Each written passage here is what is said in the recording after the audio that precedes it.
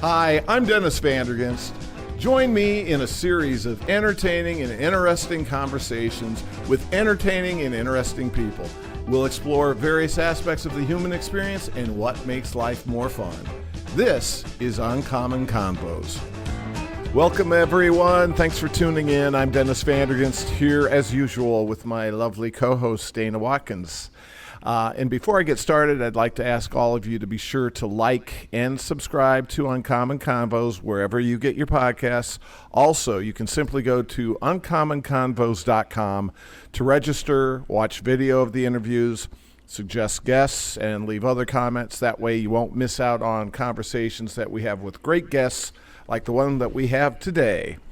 Jason London is an artist, singer, writer, producer, and actor, probably best known for roles in such movies as The Man in the Moon, Dazed and Confused, and To Wong Fu, Thanks for Everything, Julie Newmar. But he's been in dozens of productions and is currently involved in an exciting new project that I'm sure we're going to talk about. I've been happy to call Jason a great friend for about 12 years. And we've seen some highs and lows in that time, so it's a lot of fun to have him here now. Thanks, buddy, for being here. Good, oh, man, thanks for having me, brother. This is cool that you're doing this. Yeah, it's kind of fun. Like I mentioned off camera or before we got started, it's a little strange kind of preparing to interview somebody that you've known for so long and try to think of things that might be interesting to the folks that don't know you. So we're going to do our best. But along those lines, I'm going to throw the softball at you right now. The first question. Yes, please give me the softball. The softball question is going to be for you to come up with your own question for yourself to answer. I guess it would be can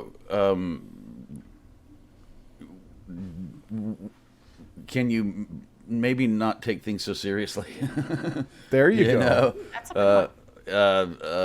I think that there's a lot of times, especially in the past, as I'm getting older, I'm able to let things a little roll off of my back a little easier than I used to. I used to get really super melodramatic about stuff, and now I just find it like just so much nicer to be able to go, okay, well, this is the situation, this is what it is.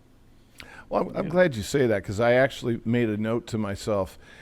We've obviously had a lot of fun over the years, and a little bit of partying here and there. Yeah. But the one thing that is always stuck in my mind when I asked to, describe, well, what's Jason like? It's always been, he's intense. He's intense. Yeah. Well, especially, I mean, you saved my, remember Christmas? I mean, yeah. Just we had a weird experience where, thank goodness, he was there for me during I was kind of abandoned during a Christmas at one point, and luckily I was there with him and got to stay with him and his beautiful family, and it was a really emotional time. So they babysat me for a few days while I was insanely emotional.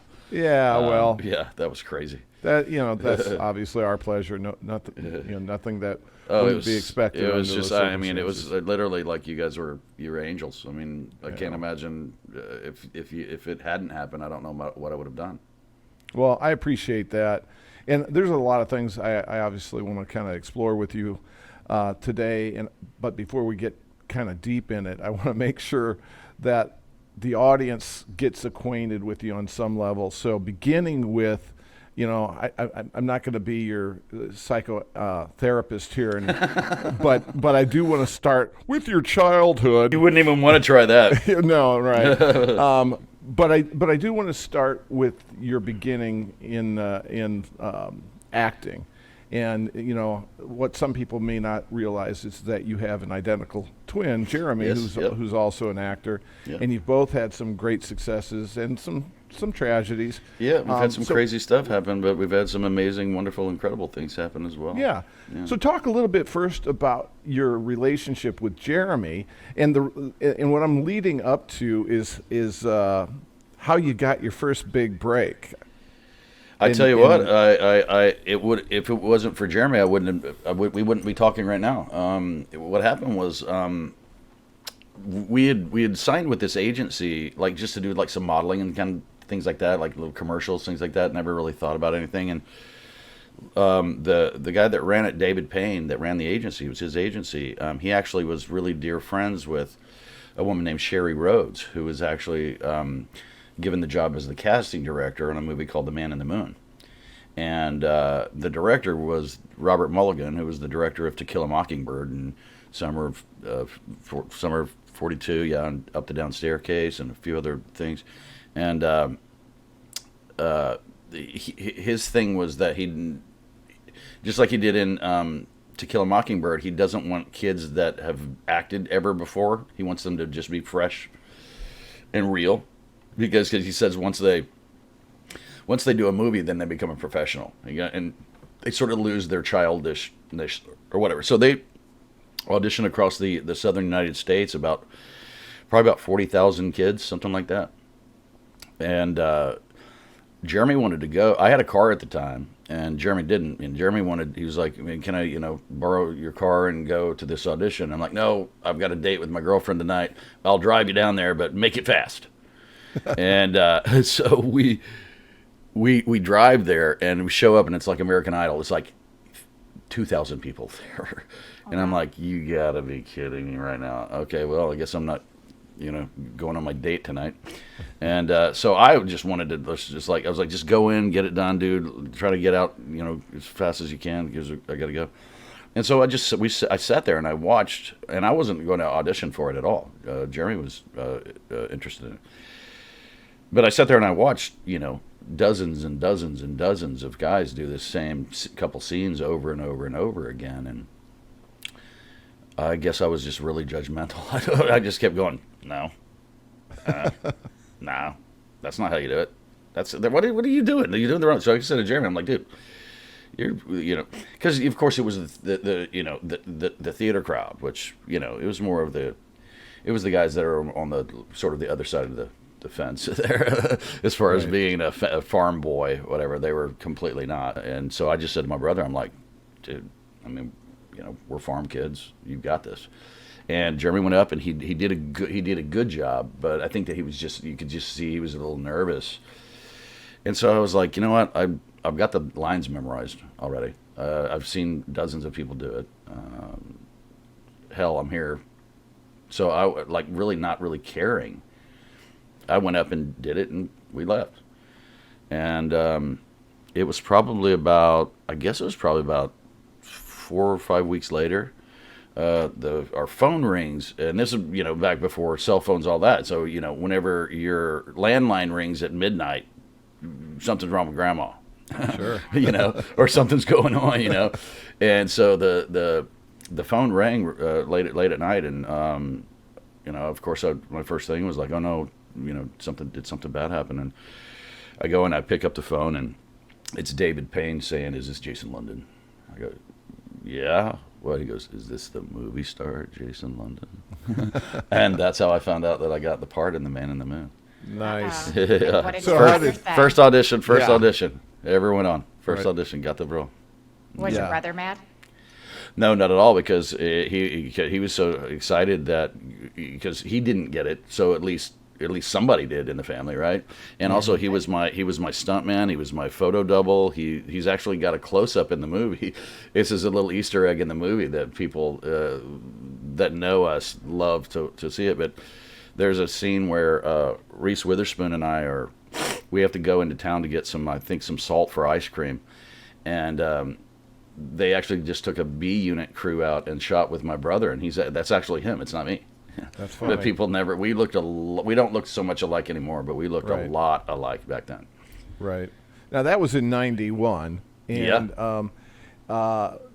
then by '93, then comes Dazed and Confused. Now, was Yeah. Dazed and Confused really like a direct result of the success of The Man in the Moon, or how did that? Oh no, no. I had to. They didn't know me from Adam. What they did was we were at Universal. Don Phillips, who was the casting director, had his office there, and what it was is that they brought in. It was probably 40 of us. For an all-day mix and match thing, They got pizza for us, every little pizza party kind of thing or whatever. And so as you kept auditioning during the day, if you were still left, you were still left. Right. And so at a certain point,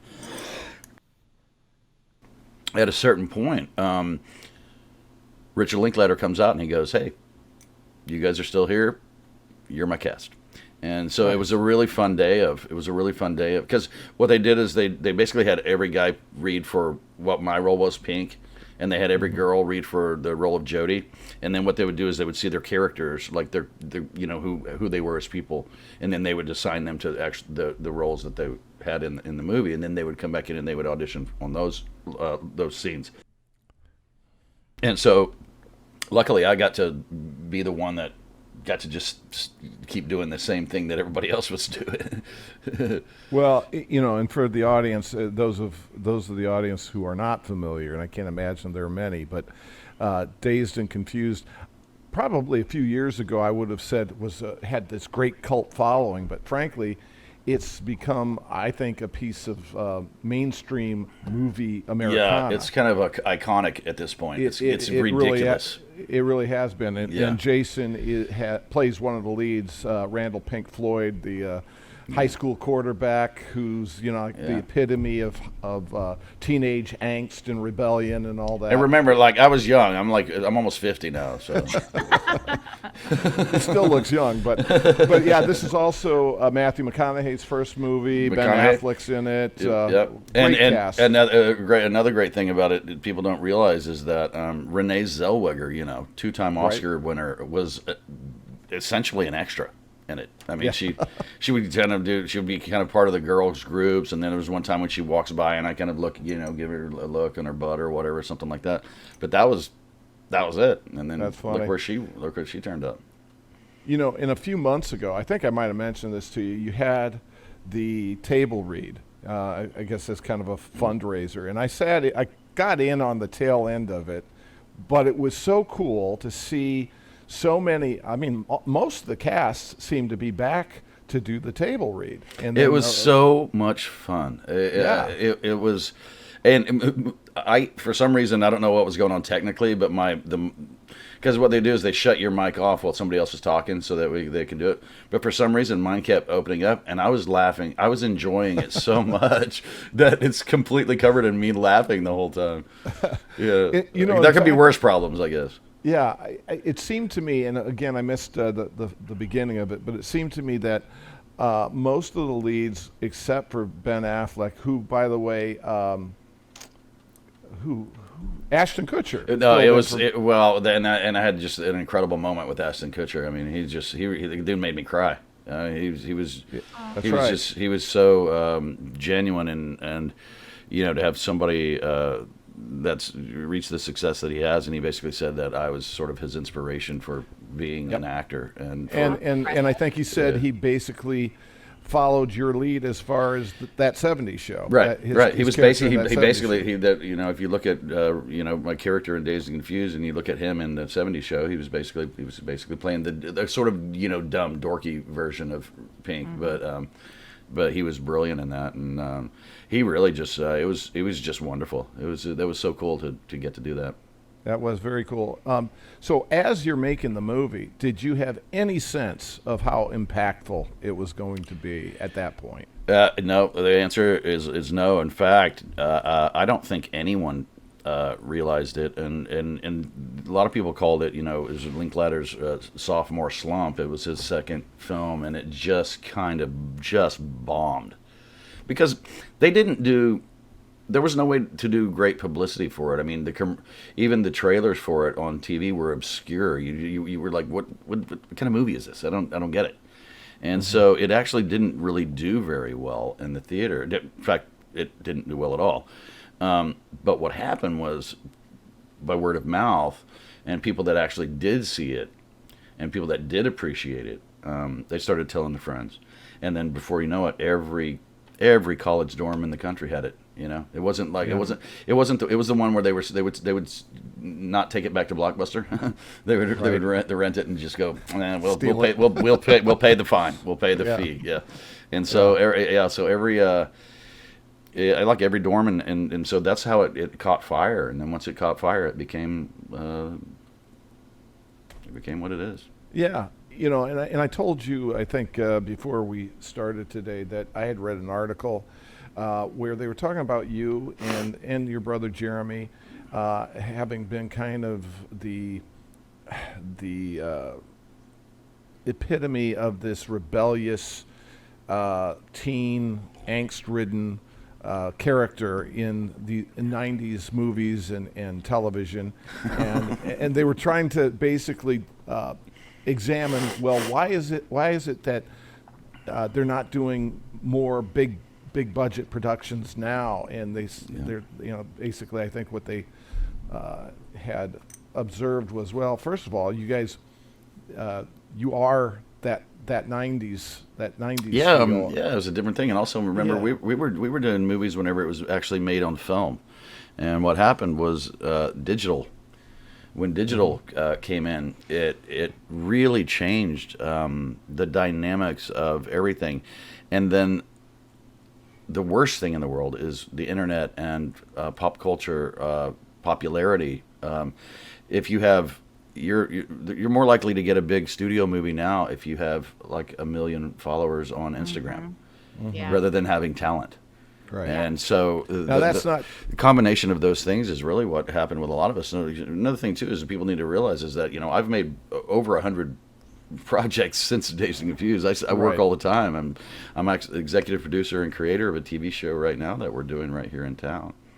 Yep, So, and that's exactly where I wanted to go with this, is the fact that, this might be the outsider looking in and not realizing you've both been very successful, and we'll talk a little bit about that. And I think it's important that people understand that regardless of the trials and tribulations you go through, especially in light of the last year with the pandemic, the political divisiveness and all that type of thing, you can rebound. You can kind of set yourself, You have to. I mean, everybody goes through crazy stuff, and my brother and I definitely have both gone through our trials and tribulations, as you say.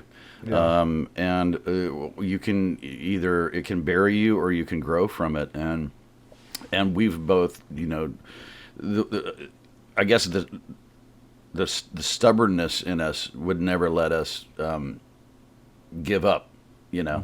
There's all like my brother's a hustler, man. I'm so impressed with him. I mean, he's not even really making films and stuff right now. He's got this incredible, beautiful garden. He's got a cooking channel on YouTube. He's got this incredible pepper jelly that he makes that he's killing it with. It's called London's Most Wanted Pepper Jelly. There's a hot one and a sweet one. It's incredible. You guys got to try it. It's amazing. There's the plug. Yeah, right. No. I mean, honestly, I mean, it's incredible. I mean, it really is incredible, and I'm so impressed with it. And he's making this like beautiful artisanal breads and stuff like that. Like, what are you doing, man? But he's really been enjoying doing that. He's met a great gal. He's up in just north. I live right on the coast in Mississippi, in Ocean Springs, and he's up just north of Jackson, up there in Madison, and they've got a great life, and he's really kicking butt right up there right now. And he also does we have an acting school, and so he's doing a Zoom acting classes and stuff like that. Now, is the Zoom just because of COVID? I mean, Yes. is that Yeah. Normally it would be live. Yeah, right? exactly. But whenever that's how I came down here was, I was living out in LA for like almost 30 years, and my brother came down here to Ocean Springs, and he had started this acting school, and he and a couple of his students wrote this really funny, clever little short film called Monsters Anonymous, and you can watch that. That's another plug. And so he just asked me to come out and help him do it, and help him make it. So I came out, and I was his assistant director on it, basically. And but what happened was I just fell in love with it down here in the bayou, on the coast. We've got the water right here. We've got all of these beautiful little waterways. You get airboats, shrimp. Right? Lots of crawfish. The food is amazing down here. Oh yeah, for sure. And we're right near Biloxi. I'm not a casino guy, but if you want casinos, you got tons of them there. Right. Well, you kind of alluded to the fact that Jeremy's been through it and he's come out the other end doing well for himself. Yeah. You've been through it too. You had the issues a few years ago. And also actually fairly recently you got jumped. Yeah, talk about that. So ridiculous. November 20th. I'm at a friend's birthday party at a restaurant nearby here, and we're all just having a great time or whatever. I live right nearby. They wanted to go somewhere else, and I was like, well, I'm tired. I'd like to just go home. If somebody could just drop me off at my place, you guys go on. So go out to the parking lot, and get in the car, and just as I'm pulling my seatbelt on, the door opens up, and a man that I've never seen, never talked to, never met in my entire life, just smashed me in the mouth, broke all my teeth out. Jeez. That's why my lips looks like that right now. I had 18 stitches. That's crazy. I had a brain bleed. They kept me in the hospital for 2 days and had to do like these neurological scans on me like every 6 hours, something like that. Wow. Yeah, broke a couple ribs. I have from the thing that happened in Arizona 8 years ago. I have a titanium plate under my eye, and right near that, I had 2 mini fractures as well. Oh. So the guy could have killed me. And that's what the thing is crazy about it is that both of these incidents are people I had never seen, met, talked to in my life, and I have a very punchable face, apparently. I don't know what the deal is with that, and I'm definitely not one of those people that goes out and starts stuff with people. I mean, you know me, bud. You know me. I'm not a fighter. Yeah. I've never been an aggro, like aggressive, talk crap kind of person. When it comes down to it, because I've had to have some therapy about this. There's a jealousy that happens. Yeah. There's a thing that happens with someone maybe not being super happy with their life, and for some reason thinking that my life is some sort of magical miracle or whatever, and they don't understand that I deal with the same crap that everybody else does. I've done independent movies my whole life. I've never, I'm not a rich guy, but they, for some reason in their brain, yeah, I hear. There's something that makes them want to punch me. What were you gonna say, Dana? No, I just thought it was over. Just jealousy. I mean, honestly, I don't know. I'm just trying to. I'm on a psychological level. I've tried to figure out where it came from because it happened to me 8 years ago in Arizona, and then it happened to me on November 20th this last year. And these were human beings I've never said a word to, never talked to, never seen. I couldn't pick them out. Right now, I couldn't pick them out of a lineup. And so there's got to be some sort of psychological reason that they're of course feeling that sort of need to take it out on somebody. You know? And he was in, of course he was arrested, and Mississippi's a weird state when it comes to stuff like that. The DA doesn't really prosecute. They have what they call a grand jury, and they have a bunch of strangers come in, and you go in and you sort of tell your side of the story, and then they decide what they're going to charge the guy with. And if you saw the pictures of what the guy did to me, even the DA himself was like, this is clearly a felony, assault. Nope.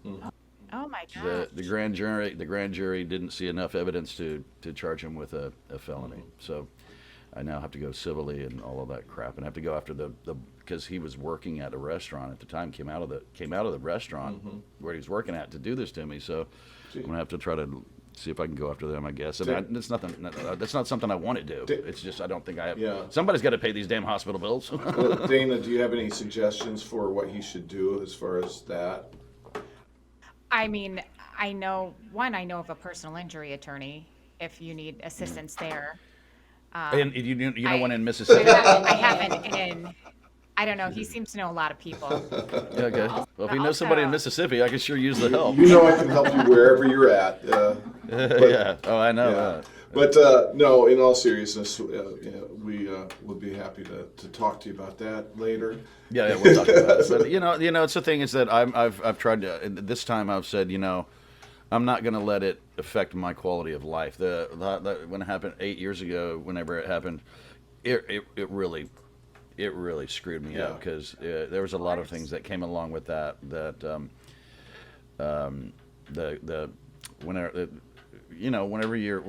you get your brains bashed in, you poop yourself, and that did happen. And the police ended up making a thing out of it and sent it to TMZ. Yeah. And TMZ had a field day with it. And the thing that they don't understand is that none of that, the way that the story that they have is completely wrong. I basically went from being basically almost dead on the ground to being thrown into a cop car. So all the other stuff was like ridiculous. You went from being victimized to being villainized, and and there's the thing is that there's nothing I could do about it. Yeah. Well, and it was we should mention you've been exonerated and have had everything fall in your favor as far as all. I got a settlement. My charges, all the charges were dropped, and they tried to make some charges against me for some stupid reason. Charges were dropped. I got a settlement, and not that I saw any of it. Right. Thanks, attorneys. No, but in that sense of it, but TMZ's never going to tell anybody that the charges were dropped or that I was exonerated. And what they like that they like that I pooped myself. Right. And one of the unfortunate long-term problems that came from that is, of course, people do a search on Google for Jason London, and for a long time that was one of the first thing that comes up is that stupid mugshot. Right. Now it doesn't anymore. Yeah. It's been pushed. Oh, really? Yeah, it's been pushed down considerably. Yes. What? Oh my God. Yeah.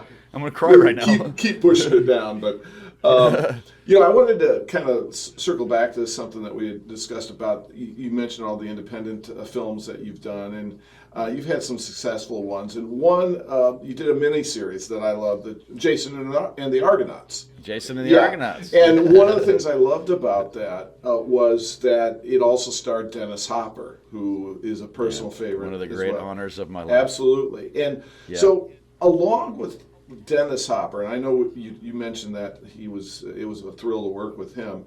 Who are some of your favorite actors that you've worked with over the years? Oh goodness, there's too many to actually name. But what I will say is, I guess on an honor level, I mean Susan Sarandon and Sam Shepard, and I got to be in like Zach Galifianakis' second movie. I got to be in McConaughey's very first movie. I got to be on film with him the very first time he was ever on film. Reese Witherspoon. Sure. Sam Waterston. There's so many. Ed Asner, like I could literally keep going. Like if I keep thinking about it, like I'll just go and go and go because there's so many times where I've been blown away. I got to do the last scene that Peter Boyle ever did. I got to be with him in a movie, and I got to do his last scene he ever did before he passed away. Are you so close with any of the people? Well, when people are working as much as we work, like it's basically one of those things. It's kind of like with me and Dennis. Like we could go a year without talking, but it's like yesterday when we talk. Yeah. So it's basically how it is with us as well. It's like just whenever the time comes where we get to actually see each other or got to cross paths, it's just like time, just stood still and we're fine. It's and what you do is there's just this incredible joy that comes from watching people's careers explode and watch where they go and what they're doing, and that first day that McConaughey came in and he's just being his normal self, but then as soon as he sort of went into character, his sort of eyes dropped. And as soon as he went into that, I was just like, oh, we're seeing something special here. Yeah. And I said, dude, I don't know what it is, but you obviously got it, and I just said to him, I can't wait to watch what happens with your career. Yeah. And of course, I never imagined that it would be to the point it is now. He's doing the Cadillac commercials. Yeah, right. Now, I know at that table read there was discussion amongst a lot of the cast to do a reunion or have a reunion and get together. Is that being planned? Well, I don't know. I mean, we had the 10-year reunion, and then we had a 20-year reunion, and then every single time, less and less people are there because people are more busy. People are actually like, they're all doing their thing. I think the last one we had was in New York, and I think it was just me and Anthony Rapp and Parker Posey and Rig Linklater. I don't think anybody else even made it. So I think at this point it's like kind of like, okay, well, been there, done that, but the movie is still, when you think that something like that eventually is going to sort of peter out a little bit. It's going to like kind of go away. And no, it's stronger than ever. I literally just had to send him off yesterday, but I just got a package of like 3,000 Dazed and Confused pictures that I had to sign. Oh, wow. And so I spent like 4 days signing all of those things. Crazy. It's like my hand was like now, not to name drop, but Shannon Doherty is your daughter's godmother, isn't she? Godmother. Yeah. Yep. So how did you meet Shannon? Did you have a movie or a role with her? I did do a movie with Shannon. God, what was it called? If you just Google Jason London and Shannon Doherty, it's like I forget what it was. They always change. How they change titles and stuff. So but it was basically us in a band, and she actually recorded an album, and she did our own singing, and I'm a guitar player, so I played the guitar. Mm-hmm. But I had met. We were friends. My daughter was born way before that. Or well before that, I should say. I met Shannon just through friends. Mm-hmm. A buddy of mine was dating her, and we were living in like a duplex together. And he brought her over one day, and I'm like, oh wow, that's the girl from 90210. Yeah. And she and I just became friends really fast. And then her parents, dear friends of ours, and her father, who was my daughter, of course, that was like the closest granddad she had, mm-hmm. And she just loved him so much. And when he passed, I had to be the one that told her, and it was not easy. And then, and praise the Lord, Shannon made it through her breast cancer that she had about a year and a half ago, 2 years ago, something like that. Right. And so that was a little scary for a minute. Sure. But yeah, I mean, it's the same thing as like once you're like out there in LA and all of a sudden you start meeting all these people and you're like, oh, I've seen you before in a TV show and I've seen you before in this or whatever, and then you realize they're human beings, and everybody's just real people, and then you just stop thinking about that part, and and what you do is you support, you be great, do it, There's a good friend, my buddies and I, we would audition for a role, in a movie, and we would all be auditioning kind of against each other, and it would literally be a celebration for the one that got it. It would never be a thing of jealousy or anger or anything. It was like, if I didn't get it and my buddy got it, holy cow, that's a miracle. That's a wonderful. And so we would party on that. That's a great attitude. Yeah, that's the way. Now the girls in LA are a little crazier. Now I'm not getting myself in trouble here. I have seen girls listen, like they'll put their ear up to the door and listen to the other girl auditioning. I think guys maybe have too much like ego or pride or something. Like we're like, I'm just gonna do my own thing. That's funny. But girls are like, what that bitch doing? I'll do it differently. I'm gonna do it exactly. I want to hear what she's doing. Oh wait, I actually like that. I'm gonna keep that part. Okay, I don't like what she did there. Okay, then I'm gonna do the other. That's funny. So what is it that got you into acting? I mean, and Jeremy, I suppose. What you mentioned the modeling. It's a weird story. And I think I've of course told you this story before, but. What happened was my life was sports. I mean, I literally baseball, basketball, football, anything I could do. we had 5 kids, 2 parents. We weren't rich by any means, and my parents had basically said before, like, we're not going to be able to afford, college for 5 kids. Like, you guys you got to do good in school. You got to try to do something, and if you don't do something in sports, you got to do something. You're going to have to go to the military. And so which I was kind of looking forward to. I knew that I was never going to be big enough to sort of be a professional athlete. But I was like, my dad was in the Navy. I was like, man, cool. I'll go be in the Navy. And then the summer between 11th grade and 12th grade, my brother and I were working with our stepdad down in San Antonio. He was a construction guy, and what we would do is we would just be the guys that cleaned up stuff, and we would pile on a forklift. We'd pile a bunch of the junk and stuff up on a forklift, and we would take it out. And we had this little method where, if he was driving, he would go out and he would lift it up, because it's like he's got the hydraulics, those hydraulics that sort of accordion down into each other, so the forks go up like that, right? And so it's lifting up this platform, and so one would stand on top and push all of the debris off into the dumpster. And so my brother and I had a method where, because you had to put your foot in between those hydraulic parts that close, so you knew you were going to be screwed if you were there. So we would basically look up, and then as soon as we would go pound on the top, that's whenever you were able to close it down. Well, it was the end of the day. My stepdad was in a little bit of a rush to get out of there, and so he decided to go ahead and drive the forklift while I pushed everything off for the last one. And he didn't have our little method down, and he closed the hydraulics down on my foot, and he cut.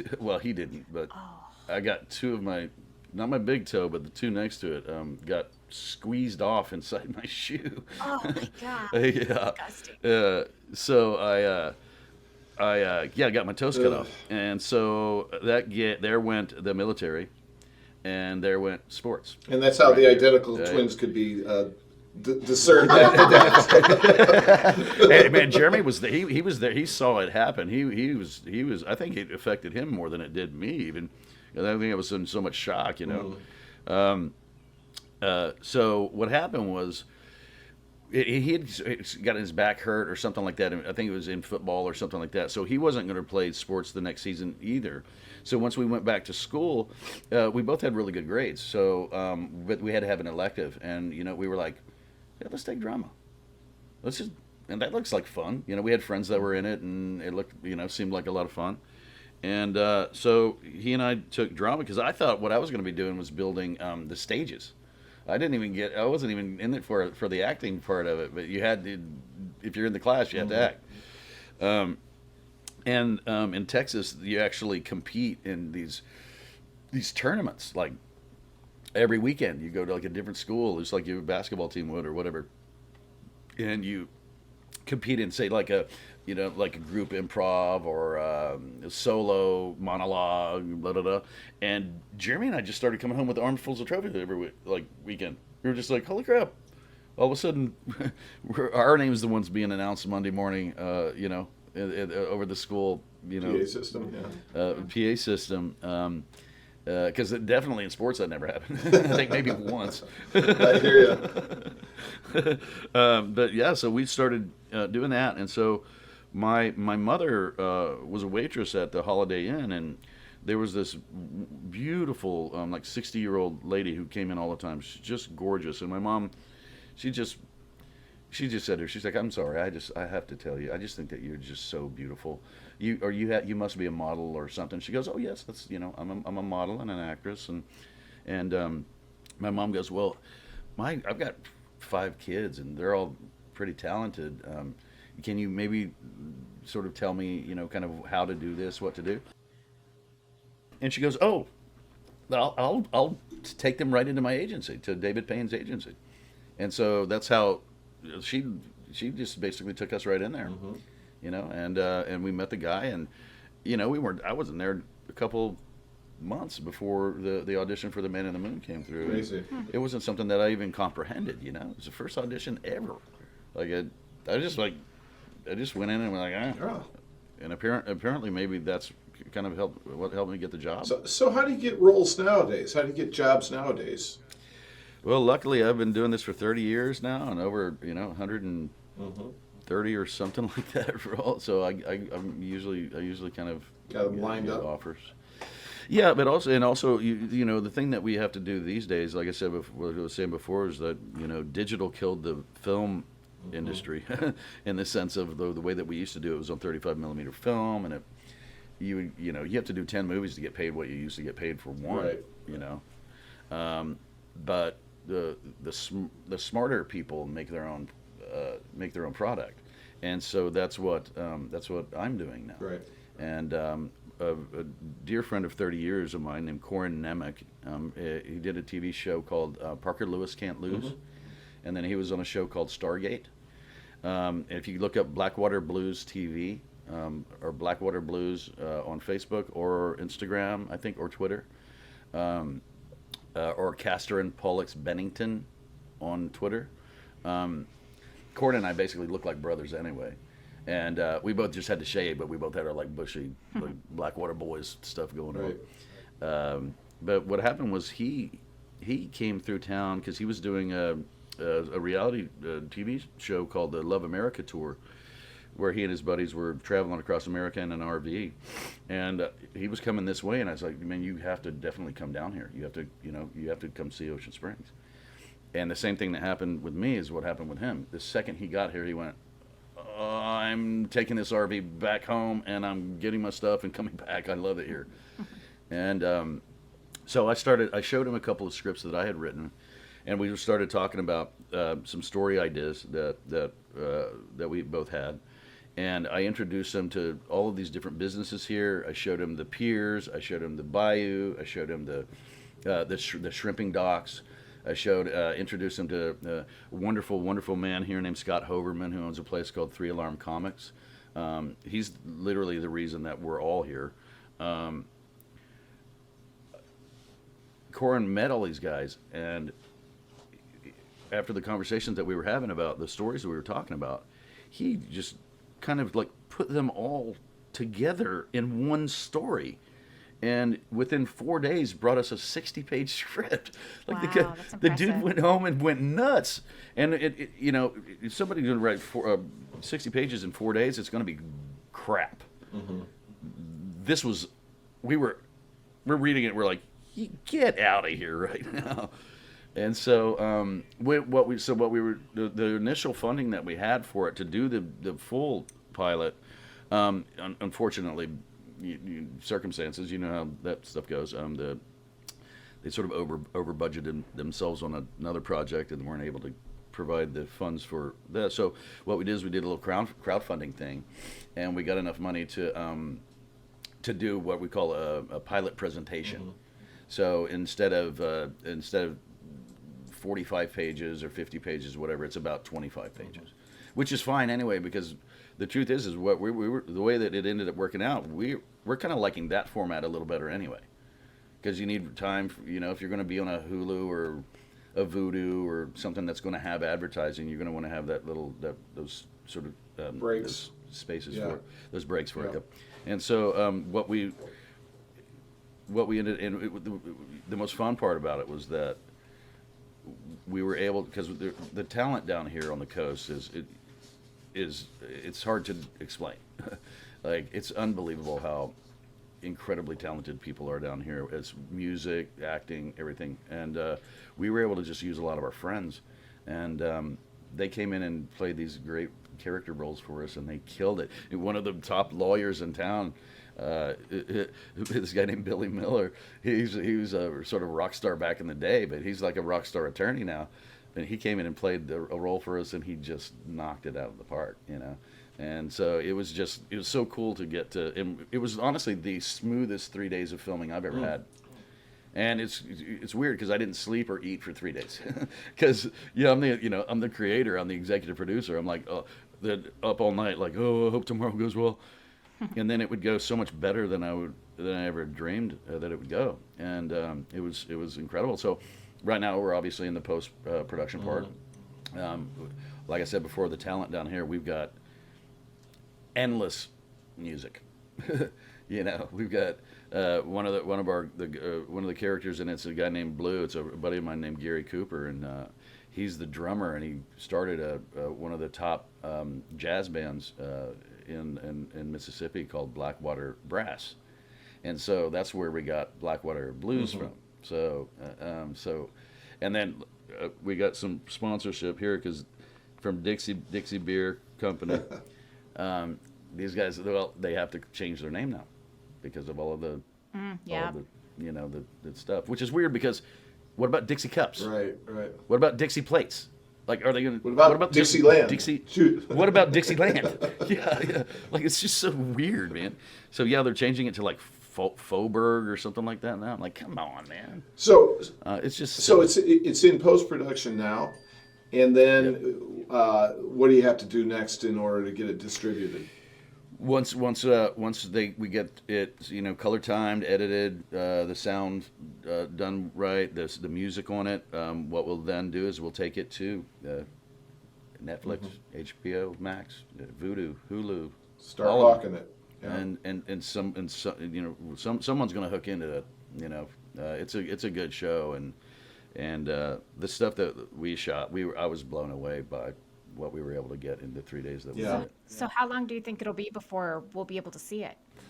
Probably now before you're able to see it. That's really kind of hard to tell. The edit should be finished in about, I'd say, about a month and a half, 2 months, something like that. And then, of course, that's when the producers have to take it to LA and do their schmoozing and all of that. So there's just no, it's hard to tell. Yeah. And like I said, because of us being here, having so many resources that we don't have to pay for, locations, cars, extras, things that would normally in LA it would be outrageous. Bust in the bank. Yeah, so we've basically our attitude is if this one doesn't work, we're going to start another one right up after it. We'll figure something out and we'll start right back into it and do it again. I want to diverge a little bit away from the acting because you mentioned the fact that you play some guitar, and I have to say Jason is a great performer. I mean, he sings, he writes his own music, plays his own music, and he also does art. I happen to own a couple of Jason London originals, right? So yes, that's right. So tell them all, how you got into those areas of the arts and what that does for you as far as, it just satisfies that part of your brain. Right. I think that if you're a creative person, you have to create. I can't. I can't relate to the math brain. Right. The person that's really incredible with numbers and things like that. In fact, I absolutely suck with that kind of stuff. But that side of my brain, that's the artist, has just always been there. My brother and I started when we were really young. My grandmother got me my first guitar, and we started playing. I used to fall asleep. I would fall asleep with my guitar on me, and I would wake up and my fingers were so sore, but there was nothing like being in the dark and like actually hearing something that's coming from my hands that sounded so pretty. It was such a bizarre, weird thing that happened, and then my brother and I both we got brave enough to start actually writing lyrics, writing songs. When we grew up, my dad wrote a lot of songs, man, and so did his father. So we used to sit around and watch them. They would play the guitars and they would sing their songs, and I actually have a couple of albums, records, like the small ones. The old vinyl, or the CDs or the vinyl? Oh, the 45s. 72, the 45s, yeah. right. I have a couple of those. That's my granddad and Very my sister. Cool. And my dad recorded, some of his own music and stuff like that. So it was sort of a thing that we just kind of grew up. Yeah. It just sort of seemed like the natural course of things to do. Turned out to be pretty good at it. Some of my fondest memories with Jason, going back, when we first met, I actually met Jason through his his now wife, separated, but lovely Yes, Sophia. Best friend, but separated. Right, yes. Sophia had introduced us, and we happened to be in a group of very talented, creative people. And I just happened to be there. I wasn't one of them, but these guys and gals would just take turns performing. Yeah. Singing, playing music, and doing this all night long for a couple of days, hanging out. And we've had several opportunities to do the same thing, and that was just great. And speaking of Sophia, I was fortunate enough to be at the wedding back in 2011. Yes. Is that Vermont or something?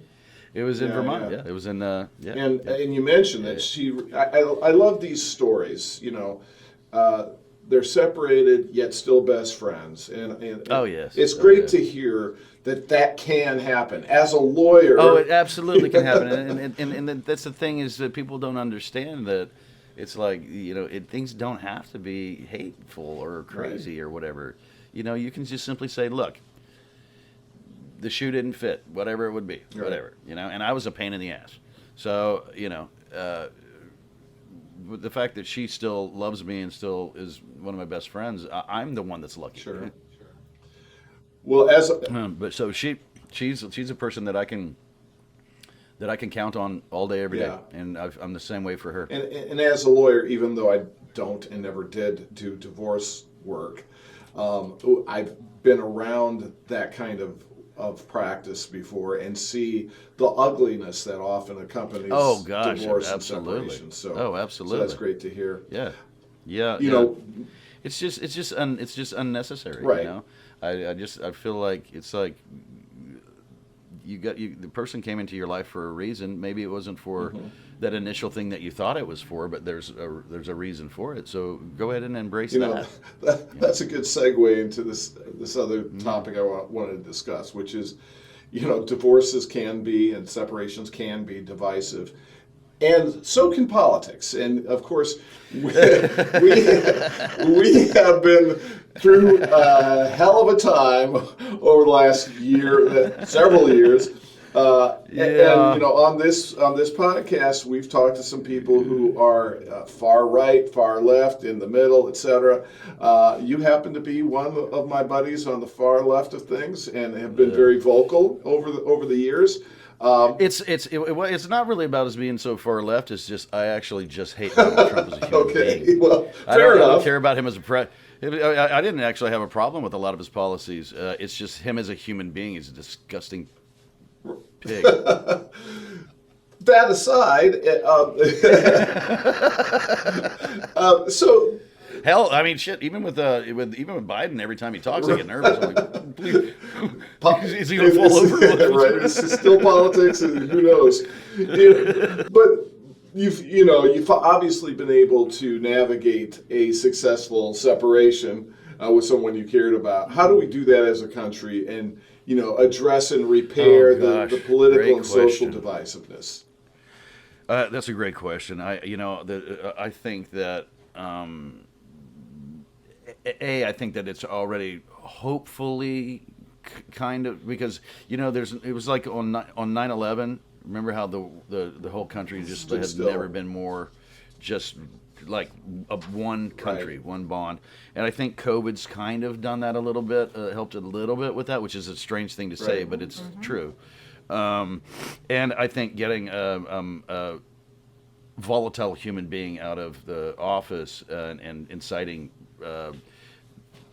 people, I think, is going to make another difference. So I think that we're in a sort of like healing phase right now, and as long as we don't have somebody in there, literally causing stirring harm, the pot, stirring the pot, like I said, Biden, definitely sort of, has his stutters and his stumbles, and he says some goofy stuff, and he does the weird sniffing thing and all of that stuff. But what he doesn't do is he doesn't tell people to go out and cause harm to other people. And so I think that if we're in sort of a healing process from that, I believe. Yeah, I hope you're right. I hope I am too. Yeah, I don't know. Believe me, I'm not claiming. No, I hope I'm right. Now, speaking of the pandemic and the way it probably has unified people to some extent, but one of the funny things, the phenomena that has certainly occurred is that because people have had to be more stationary at home, etc. Yeah. The big thing has been binge watching. Netflix. Yes. So have you done any binge watching, and what have you been watching? Yes. Well, my girlfriend and I are both really upset. Well, first off, Andy, I think I've seen every episode of Andy Griffith. Oh, absolutely. Barney Fife is my favorite character. Dude, I love Barney Fife. Oh. And whenever Barney, I'll tell you this, we watched it so much that we actually watched it to the point where it started being in color, and Barney wasn't there anymore. All of a sudden, it's Jim Neighbors and Goober, and believe me, I love Jim Neighbors and I love Goober, but it just wasn't the same anymore. So, but that's how much we watch it. Twilight Zone, we went nuts on that. We love the older the stuff. Rod Serling and Twilight Zone. The Rod Serling Twilight Zone. That's exactly right. What's your favorite Bill Murray movie? My favorite Bill. Oh my gosh. Oh. It's Stripes. Stripes. So Dana is a Bill Murray, best friend. He's my best friend. He doesn't know it yet. I know. He's honestly one of my favorite human beings. Great. Right? And the truth of the matter is it would be like all of them. I mean, I've never seen him in anything that he wasn't perfect in. It's hard to choose. I actually like Groundhog Day. I love Groundhog Day. I think that's love brilliant that movie. for so many reasons. It was genius. Yeah. Oh, and him in why am I going to bring Andy that? McDowell? The golf movie. Oh, Caddyshack. Yeah, Caddyshack. yeah, Caddyshack. That's... Okay. Since we're talking movies, a strange question, but who plays Jason London in the biopic of his life? I don't think that. It can't be Jeremy, by the way. I was going to say, hopefully that person's not born yet. I hope I get to live long enough to get a biopic. Yeah, and what would it be called? Yeah, for sure. What would it be called? I don't know. It'd be called Shit Show. I like that. It was fun. We got to do because being down here where I live, a lot of the, like I said, the Lifetime movies and sci-fi movies and stuff like that are filmed down here. And some buddies of mine they produce a lot of those, and they called me up it was about 2 years ago, and he said, he's like, we've got this little film we're going to shoot actually in Ocean Springs where you live in your town. I'm like, whoa, that's amazing. He's like, I said, what is it? He said, well, it's called Mississippi River Sharks. Oh, jeez. Sounds like Sharknado to me. It wasn't as bad as Sharknado, but it was definitely. And what was another thing too is that I discovered that actually sharks do come up into the rivers here. They do. Yeah, into the brackish water here. So there wasn't completely lost on me, but it was written with a real sense of humor anyway. So my buddy who's the producer on it, he calls and he goes, we have a character in the movie named Jason London. It's a shark, right? No. He's an actor. He's a famous actor. And he's a complete butthole. he's a complete ass. And when I read it, I was on the floor. It's like it's me playing myself, but as like just a complete douche. Kind of like Matt LeBlanc in Episodes. Yes, exactly. And so when you get to do that and you get to make fun of yourself like that, it was like the kind of thing like it was like, I have like a popsicle, like an icicle kind of thing, and I'm sucking on it, and we walk up and there's some lady that a shark is taking her head off and her body's in the water, and I go, oh! Brain freeze! It's like, I don't even care about the dead body in the water. Is this out? I mean, is this something I can watch? Oh, yeah, it's called Mississippi I'm River going to have Sharks. to check that out for sure. That actually sounds I mean, funny. it's a lot of fun. It's actually really silly. It's not meant to. We did it tongue in cheek, and we did it to be. But yeah, so it was fun to play myself as just a complete. just the opposite of how I would ever be as an actor or That's human great. being. I love that. I got to check that one out for sure. It was fun. It was fun, and it was also right here in my hometown. Well, you can't beat that. Yeah, you can't. Now I know Dana's going to have some biting questions, and we have to, before I let you go today, we have to play a little bit of Would You Rather. So, but before we do that, Dana, bring it. I know you've always got some great, really insightful questions. I mean, not really, but Never mind, we'll move on then. She just shut you down. So, what was your favorite thing to pretend as a child? My favorite thing to pretend as a child. Damn. I guess to be a cowboy. Yeah, that's a common one, I feel like. Well, you're a Texas boy too, then, right? Oh yeah, Yellowstone is amazing. Right. And I'm a Texas boy. I grew up on a cattle farm, so it was like there was sort of always like we got to ride horses all the time and things like that. So there was always just sort of this cool thing about being able to get out on a horse anytime we wanted to and be a cowboy. Yeah, that's awesome. I wanted a gun. I wanted a gun. I had a BB gun. Be careful, you put your eye out with that. Doing enough damage. Exactly, and then I would be the one that did it too. Yeah. Okay, so if you were to die tomorrow, what would you want people to remember you most? If I were to die tomorrow, what would I want people to remember? Well, I'm a little luckier than most because I have like 150 movies that people can remember me for forever. I would actually hope. It was such a compliment what Dennis said before. I actually prefer people liking my music. So hopefully at some point I'll be able to share that a little more with people. Yeah, that's great. Well, except if I die tomorrow, kind of screwed. We'll find it somewhere, right? There's something somewhere. Everything's on the cloud now. right. Did you have another one? Oh, okay. Well, then we got. Yeah, that was it. Okay. That went well. So I've got some good would you rather. So would you rather go back in the past and meet your ancestors, or go into the future and meet your great grandchildren? Past. I'd rather go to the past. Why is that? Because I'm not going to have any great grandchildren. So, well, that's a good reason. Well, maybe I will. I don't know. No, it's just I'm always fascinated with the past. You know, my Irish, English, my grandmother on both sides, and dad and mom was full-blood Cherokee Indian. So it's always been something that I always, gosh, I wish I could have got a chance to meet. I get that. That's cool. So, okay, would you rather have to talk like Yoda all the time, or breathe like Darth Vader all the time? Oh, I'll talk like Yoda, of course. Like Yoda, you would. He's a Yoda. I would talk like. Okay. Now this Yoda talk like Yoda. There you go.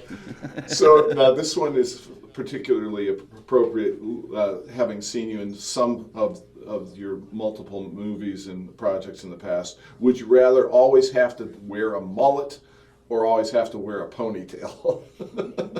Oh my God, that's a great question. Oh no, oh my God. Neither, but if I had to, I guess ponytail. Okay. I hate both of them. Ponytail or a low ponytail? Oh man, that's true. The man bun. The man bun. Oh God, Oh. I don't get that one. No. Okay. Those are good questions. Here's one I really like.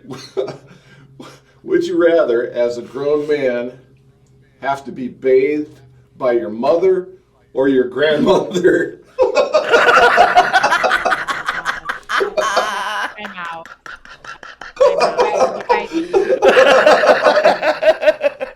No. my mother. Oh my gosh. He says, as a grown man, would you rather be? He's asking, would you rather, as a grown man, would you rather be bathed by your mother or your grandmother? For those of you who can't see, Jason's talking to his producer. Oh my gosh.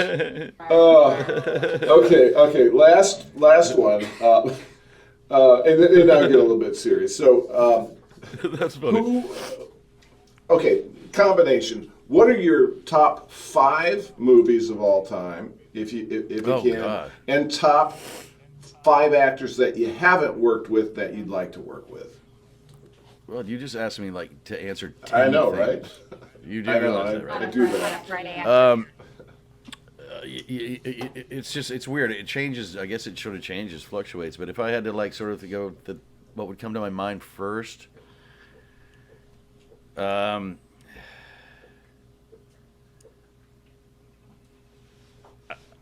love Hot Fuzz. You know the movie Hot Fuzz? Yeah, yeah. Is that That's a Nicole great Kidman? movie. No, it's the British Okay. the British yeah. movie Hot Fuzz. The guys that did Shaun of Yes. the Dead. Oh, Shaun of the Dead's a Right, great for one, sure. too. Yeah, I love those guys. They've done a few. Yeah, those guys are amazing. Yeah, Simon Pegg, and yeah. Nick Frost. Dog Day Afternoon, Godfather. You know, I mean, I'm gonna probably pretty much say, you know, the sort of classics or whatever. You know, Scarface, things like that. The movie. I mean, you can't not say Citizen Oh, sure. Kane. Yeah. Right, you can't. You know, there's a few of them from back then that are just. It's a Wonderful Life. I mean, absolutely. It's like I could go on forever. What do you think with about- that. And honestly, like if I could have ever worked with like a lot of those actors, oh God, that would have been just. How about directors? What do you think of like a Quentin Tarantino or? He's Quentin Tarantino. Pulp Fiction, I love. He's a hero of mine. Yeah. I mean, he's just, and I mean, he's a nutball, but he's our nutball. We want him Absolutely. to be that way.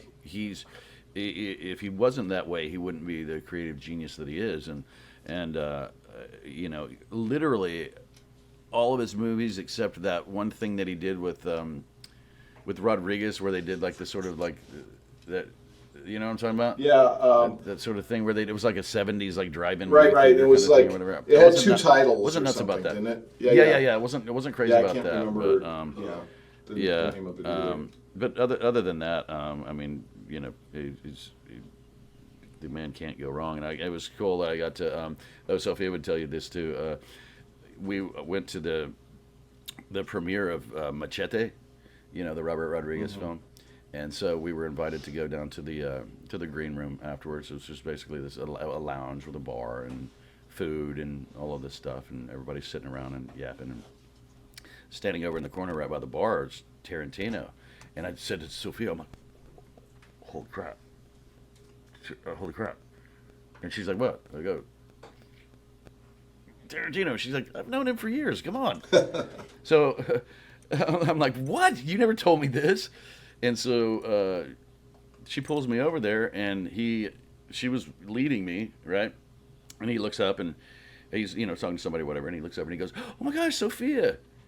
And he gives her a hug, and then he looks behind her, and he sees me, and he literally, and she'll tell you this, he pushed her to the side and went, "Jason London, Nice. Jason effing London, Wow. holy crap!" And so that was really cool. I have actually a really cool picture of us from that night in that moment, and he was just like, you know, of course he yapped my ear off, and the one thing that was really cool was he's like, you know, the one thing that's what I love about Dazed, you know, it's one of my favorite movies, obviously, but he goes, whenever I travel overseas and I go places that maybe they don't speak English, and I go places where I'm going to have to sort of be isolated by myself for a while or whatever, he's like, I take a few things. He goes, one of the things that I always take is my copy of Dazed and Confused, because no matter what I'm doing, I can be writing a film, I can be doing something else or whatever, but if I put that on, I'm hanging out with my friends. There you go. And that was one of the coolest compliments ever. It was one of the coolest statements ever, and it was really, you know, such an honor to get to hang out with him. You know that's a good note to end on. I mean, I could go on forever with you, but I know. Yeah. You know. By the way, this tells you how much I love you. Is the fact that we're both missing the tournament, the NCAA tournament right now to record this. Dude, we totally are. Now he's like, damn it, why did I agree to this? Oh, that's okay. Yeah, I'll take you over that, L. Oh, I love you, man. I appreciate you coming on. I love you too. And so, give the girls my absolutely. love, please. So I want to thank the rest of you for tuning in today. Again, please subscribe and like us, and also check out uncommonconvos.com to suggest topics, guests, leave comments, etc. Also check out our other podcast, Legal Squeaks. Make sure you join us next week, and in the meantime, have a great day, stay safe, love you all.